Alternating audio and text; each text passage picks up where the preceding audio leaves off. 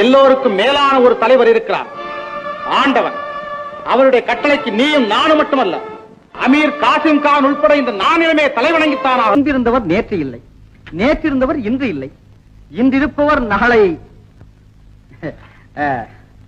குருநாதா, இருக்கும் நேரம் கொஞ்சமாக இருந்தாலும் ஏழைகளுக்கு எவ்வளவு நன்மை செய்ய முடியுமோ அதை செய்வதுதான் எனது முதல்.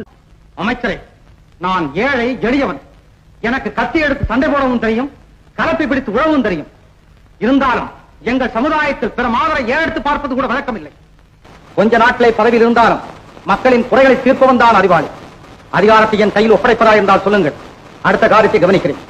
அதிகாரத்தை உன் கையில் தருகிறோம், அதன் மூலம் எங்களையே வீழ்த்த முடியும் என்று தெரிந்தும் வீராங்கா, நம்பிக்கை துரோகம் முன்னால் எங்களுக்கு ஏற்படாது என்று நம்புகிறோம். அமைச்சரே, என்னை நம்பாமல் கெட்டவர் நிறைய உண்டு. நம்பி